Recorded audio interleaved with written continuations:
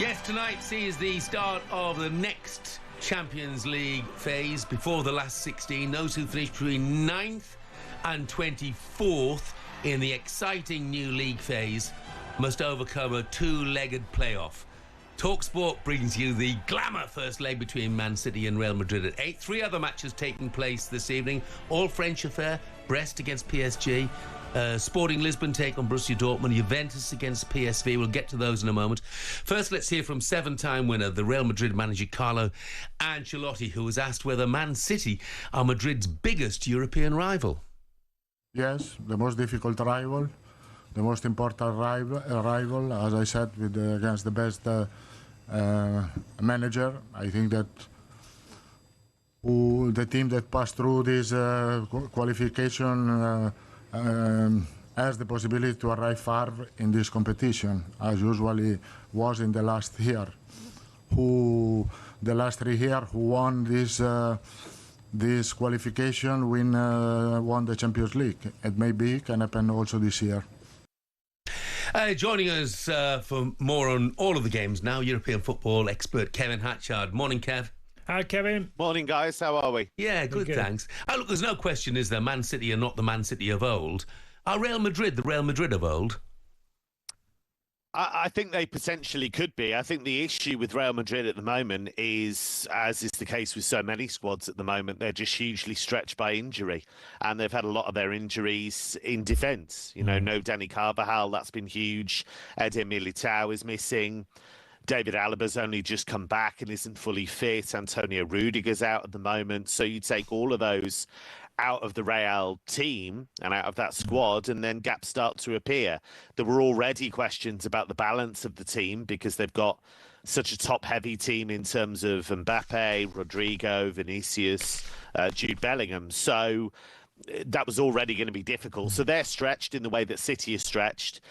But I think with City, it's been a more fundamental breakdown in the sense that I just think against anyone, their play without the ball is so ragged at the moment that, you know, they do look vulnerable pretty much against any opponent. Well, they could play Valverde at right back, Tchouaméni midfielder, probably play centre-half alongside Raul. So they're quite weakened in that area of the pitch, Kevin. Yeah, hugely weakened. And as you say, having to play Valverde at right back, that weakens you in midfield because Valverde in midfield is so important to them. So there's talk of Luka Modric being in that central midfield area. He's still got it mentally. Physically, is he going to be able to bring what he usually brings over 90 minutes? That's a big question. Camavinga's not necessarily been on great form. So there are question marks, but the thing I would look at in general, we know what damage Haaland might do to Real Madrid if Rudiger's not around. But going back the other way, you know, they found it so difficult to contain teams, Manchester City. How are they going to contain Bellingham, Mbappe, Rodrigo and Vinicius? So it's going to be really tough for them. Will Ancelotti go with all 4, do you think, Kev? I think he might be tempted to be maybe a little bit more pragmatic and not play the 4. There's been talk of, I mean, it'd be bold and I'm not sure he'll do it, but dropping Bellingham a bit deeper, which he did do actually earlier in the campaign while he was still figuring it all out. So the one thing I think that will have concerned Ancelotti actually, even though they dominated big swathes of that Madrid derby at the weekend, I thought they looked really vulnerable on the counter. I thought Atletico made chances. They got the goal. They had other good situations they didn't make best use of. So that balance is still not quite there. But when they combine those players up top, they are so dangerous. And then players up top, and, you know, you've mentioned them all, but it feels like Mbappe is now back to the Mbappe we know can be so devastating, because I thought he had quite a slow start at Madrid, but the last sort of, it was 9 goals in 8 games, and he's been absolutely on fire. Yeah, I find the Mbappe thing really interesting because I think that has been the narrative, that he's taken a while to get going. But if you look at when he first arrived, he scored in that Super Cup final. He scored goals all the way along. By his own admission, he wasn't his best, the true Kylian Mbappe at his absolute best. But I think what we have seen is 70% Kylian Mbappe is still very, very good. And he's been scoring goals in volume all the way through. He admits that week where he missed a penalty against Liverpool at Anfield, missed a penalty against Athletic Club at San Mamés. That was his tough week when he thought, right, this is where I really need to get going now.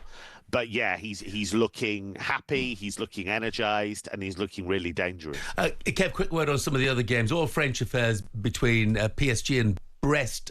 Tony Cascarino's got a connection with Brest, by the way, haven't you? Well, yeah, I played with Eric Roy, the manager, who I think he was at Sunderland. He's done. Yeah, I mean, well, it's a ridiculously good job he's done there, because Brest is, as you know, Kevin, it's a team that, you know, is very unfashionable in France in football terms. It's wild what he's been able to do. I mean, to get them into the Champions League is one thing. Yeah. To then somehow balance that and still be in the mix for European qualification in Liga and still be in the Coupe de France this season, it is crazy. I feel for them a bit, because I think they're a bit gutted that they ended up drawing Paris, because A, it's a game they would play anyway in Liga, and B, they'll probably lose because Paris went there and smashed them recently in Liga. Paris are playing really good football right now. Ousmane Dembele is having an unbelievable start to 2025. So, yeah, I'm a bit sad for them, really, because it was such a big boost for them to play Real Madrid towards the end of that league phase. So I think there is a bit of disappointment the way that the draw has worked out. Yeah, I mean, looking at the games, you know, one of the hardest to call, I think, is probably Sporting against Dortmund, because, you know, Sporting might be top of the Portuguese league, but, you know, they've had turmoil during the course of the season, and Dortmund have just had a pretty awful season. Yeah, you're absolutely right, Jeff. You look at both clubs. I mean, Dortmund lost again at the weekend. They were beaten at home by Stuttgart. They look really low on confidence. Niko Kovac has gone in there. He's had success at Bayern and at Frankfurt, so he has won things, but it tends to take a while for him to take effect, because he's all about fitness and cohesion and organisation. So it's going to take them a little while to turn things around. And Sporting, as you mentioned, Ruben Amorim leaving to go to Manchester United, that caused them a real problem. João Pereira stepped up from the B team. He lasted about 6 weeks before he got the push. So they're on their third coach of the season. So two really talented teams, nowhere near their best at the moment. Juve, PSV.